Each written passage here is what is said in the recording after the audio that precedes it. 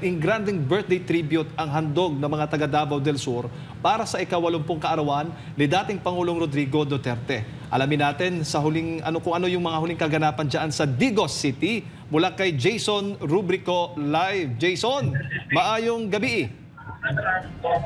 Jade, maayong gabi sa lahat ng ating mga kababayan na nanonood ngayon sa special coverage para sa 80th birthday ni dating Pangulong Rodrigo Duterte.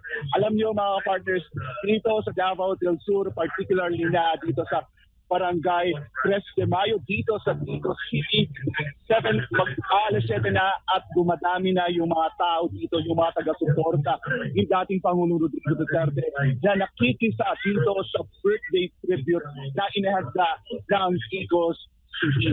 Siya na munisipalidad at isang lungsod ang nagkakaisa dito ngayon para i-celebrate ang birthday ng dating Pangulo.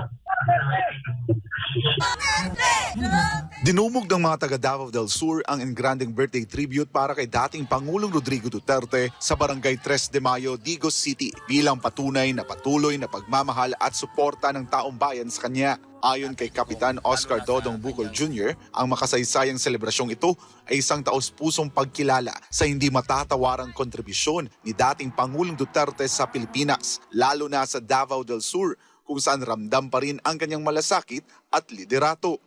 Dahil minahal namin siya at labis na pagtitiwala at nakita namin kung paano niya minahal yung bansang Pilipinas, lalo na ating mga taong bayan. Kaya sa sitwasyon niya ngayon, dapat naming ipagdiwang at ipakita ang malaking suporta kay Tatay Digong, lalo na sa kanyang sitwasyon ngayon, nga ang hirap ng kanyang kalagayan sa edad na 80 anyos. Punong-puno ng kasiyahan ang selebrasyon, tampok ang tugtugan, sayawan at iba't ibang aktibidad na inihanda para sa mga dumalo. Isa sa mga naging patok na bahagi ng programa ay ang libreng t-shirt printing kung saan libo-libong damit ang naimprinta ng slogan na I stand for PRRD at I am not a Filipino for nothing. Bilang dagdag sa kasayahan, may libreng lechon baboy, ice cream at cotton candy din ang barangay para sa lahat ng nakisa sa pagdiriwang. Hindi matatawaran ng suporta ng mga taga Davao del Sur para kay dating Pangulong Duterte. Tinatayang libo-libong katao mula sa 9 na munisipalidad kasama ang Digos City ang dumalo upang ipakita ang kanilang pasasalamat sa dating Pangulo sa lahat ng kanyang nagawa para sa kanilang lalawigan. Patunay ito na mananatiling buhay sa puso ng maraming Pilipino ang kanyang pamana at malasakit sa bayan.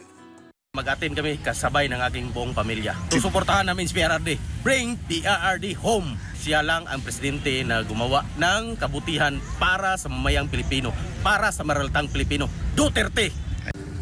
Tatay Digong, magpakatatag ka.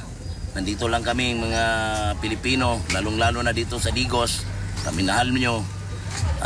Tay, alam namin na kayang-kaya mo yan. Pinanganak ang matapang. Pinagdadasal namin, alam namin na makakauwi ka dito at masisilayan ka ng mga buong sambayan ng Pilipino dito sa Pilipinas. Muli, Tay, sana bigyan ka pa ng mahabang buhay, no, para dami pang ma-inspire sa inyo, lalo-lalo na mga politiko dito sa Pilipinas.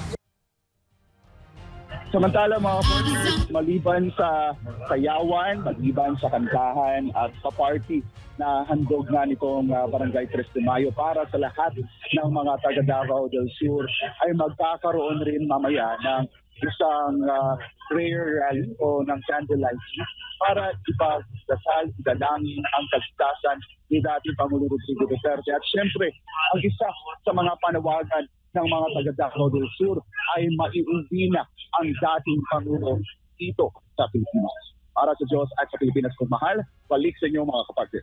Daghang salamat, Jason Rubrico live mula dyan sa Digos City.